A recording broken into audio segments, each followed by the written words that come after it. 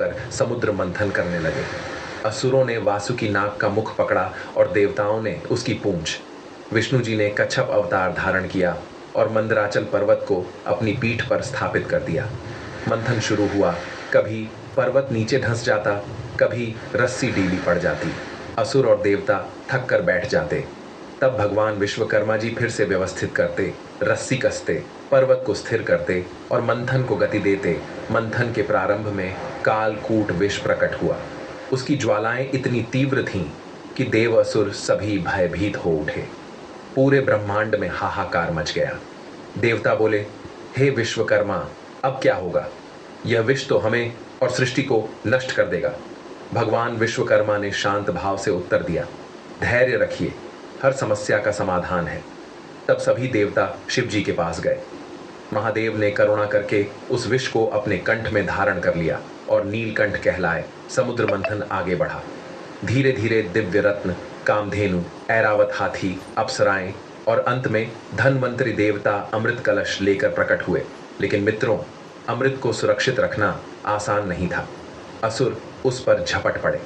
तब देवताओं ने पुनः विश्वकर्मा से प्रार्थना की, हे दिव्य शिल्पकार, यदि अमृत असुरों के हाथ चला गया तो सब व्यर्थ हो जाएगा।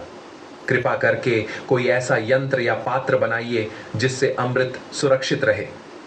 भगवान विश्वकर्मा ने तुरंत एक दिव्य कलश का निर्माण किया जो अभेद्य और जादुई था। उसमें रखा अमृत केवल देवताओं द्वारा ही ग्रहण किया जा सकता था।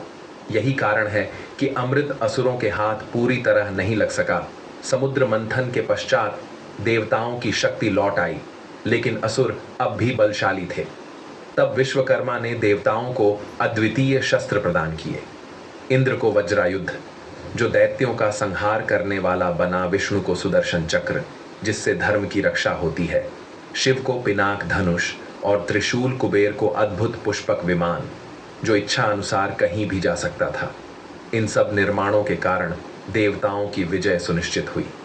ये सब देखकर एक दिन असुरों ने विश्वकर्मा जी से कहा, हे शिल्पकार देवता, आप केवल देवताओं के लिए ही क्यों निर्माण करते हैं? हम असुर भी आपके सेवक हैं। हमारे लिए भी नगर और शस्त्र बनाइए। भगवान विश्वकर्मा ने गंभीर स्वर में उत्तर दिया, हे दानवों, मेरा कार्य किसी का पक्षपात करना नहीं है, लेकिन जो धर्म का पालन करता है, सत्य और न्याय की राह चलता है, वही मेरे निर्माणों का अधिकारी है। अधर्म के लिए बनाए गए शस्त्र स्वयं विनाश का कारण बन जाते हैं। विश्वकर्मा जी के ऐसे वचनों को सुनकर असुर मौन हो गए।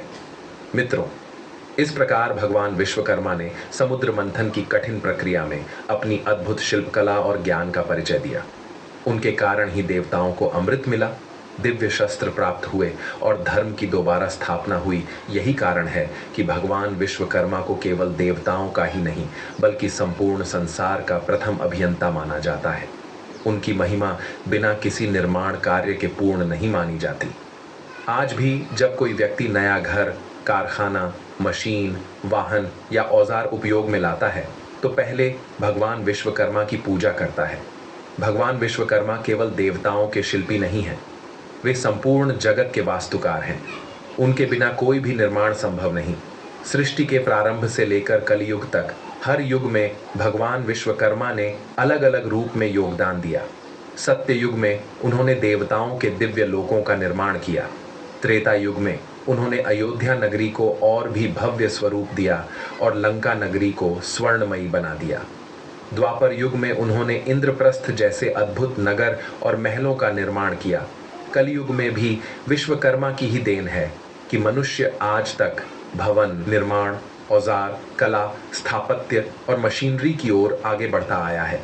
कहा जाता है कि जो भी व्यक्ति विश्वकर्मा पूजा करता है और अपने उपकरणों, औजारों, मशीनों या वाहन का पूजन करता है, उस पर भगवान की कृपा बनी रहती है।